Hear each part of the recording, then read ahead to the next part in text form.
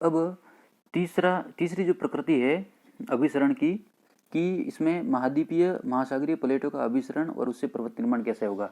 अर्थात एक प्लेट महाद्वीपीय प्रकृति की होगी और दूसरी महासागरीय प्रकृति होगी, और उन दोनों प्लेटों का अभिसरण जब होगा एक दूसरे की ओर वो खिसकेगी तो पर्वत कैसे बनेंगे, और इसके उदाहरण कौन से हैं विश्व स्तर पर। तो महाद्वीपीय महासागरीय टक्कर सभी टक्करों में सबसे प्रमुख है, क्योंकि प्रशांत महासागर के अमेरिकी तट को घेरे हुए अधिकांश पर्वत इसी प्रकार की टक्कर से निर्मित हुए हैं।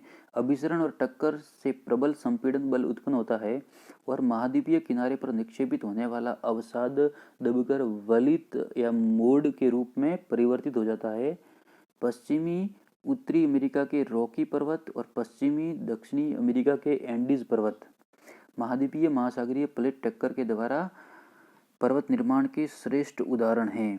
तो इसमें आप देखेंगे कि जो हमारा पूरा का पूरा प्रशांत महासागर है, या इसके ऊपर जो उसके नीचे की तली वाली पूर्वी प्लेट है, उसको बोलते हैं पैसिफिक प्लेट या प्रशांत महासागरीय प्लेट। और आप देखेंगे प्रशांत महासागर के दोनों ओर, प्रशांत महासागर के पूर्व की ओर देखेंगे तो यूरेशियन प्लेट का विस्तार है, जिसमें संपूर्ण एशिया महाद्वीप आता है, जिसमें जापान और चाइना और रशिया वाला भाग आता है, साइबेरिया वाला भाग।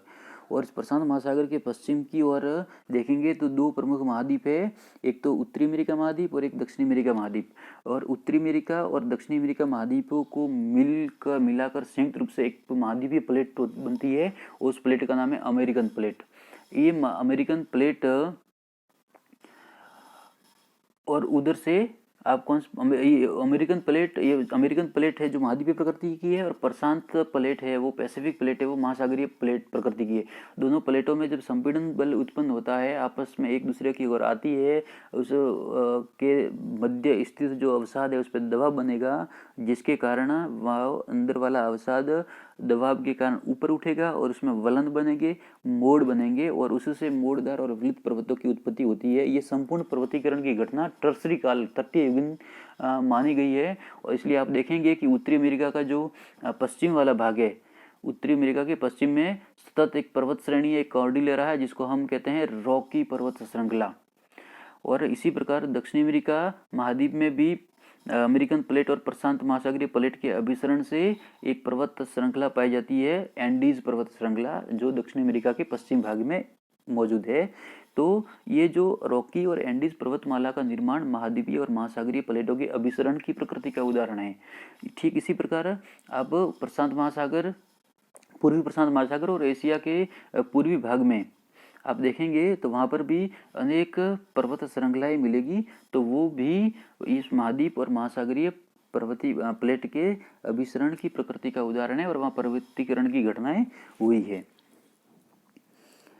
अब देखिए अगला है महाद्वीपीय चाप टक्कर। महाद्वीपीय चाप टक्कर तब होती है जब एक महाद्वीपीय प्लेट किसी चाप से टकराती है। इस प्रकार की स्थिति न्यू गिनी में पाई जाती है, जहां लगभग 20 लाख वर्ष पूर्व ऑस्ट्रेलिया के उत्तरी किनारे की ओर स्थित द्वीपीय चाप के अभिसरण के कारण पर्वतों का निर्माण हुआ। इस प्रकार द्वीप का उत्तरी भाग एक प्राचीन द्वीपीय चाप है, जबकि द्वीप का दक्षिणी भाग ऑस्ट्रेलिया का एक भाग है। आप देखेंगे जो इंडो ऑस्ट्रेलियन प्लेट के मध्य वाला भाग है, जहां वर्तमान का इंडोनेशिया के जो द्वीप है, और उससे पूर्व में जाएंगे तो एक New Guinea, Papua New Guinea मिलेगा। पापुआ न्यू गिनी द्वीप समूह भी है और एक देश भी है, पापुआ न्यू गिनी, और इसके दक्षिण में ऑस्ट्रेलिया महाद्वीप का विस्तार है। इनके मध्य में एक द्वीपीय और चाप टक्कर के कारण उस पापुआ न्यू गिनी और इसके आसपास के द्वीपों का निर्माण हो सका है। तो इस प्रकार से हम कह सकते हैं कि महाद्वीप और महासागरों की उत्पत्ति की व्याख्या करने के साथ साथ प्लेट विवर्तनिकी सिद्धांत के द्वारा हम पर्वतीकरण की घटनाओं का भी आसानी से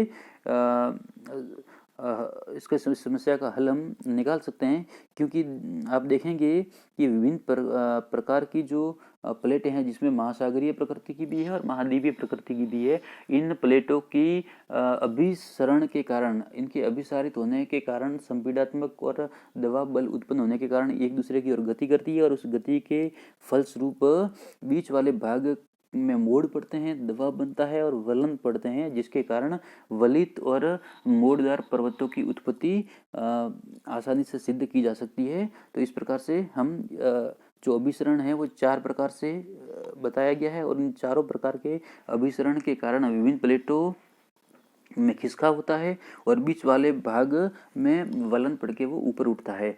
तो ये जो तृतीय युग है, टर्सरी युगीन जो पर्वत है जितने भी, जिनको हम वलित पर्वत भी बोल सकते हैं, मोड़दार पर्वत भी बोल सकते हैं, युवा पर्वत भी बोल सकते हैं, इन वलित मोड़दार टर्सरी काल के पर्वतों की एकदम सटीक व्याख्या हम प्लेट विवर्तनिकी सिद्धांत के माध्यम से आसानी से कर सकते हैं।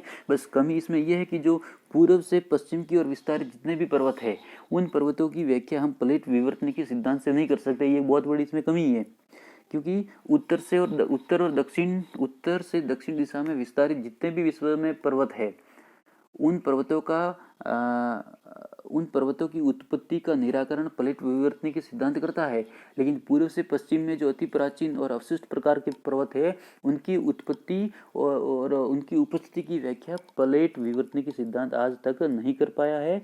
वो हो सकता है आने वाले समय में कोई नया सिद्धांत आ जाए और उसकी व्याख्या कर सके।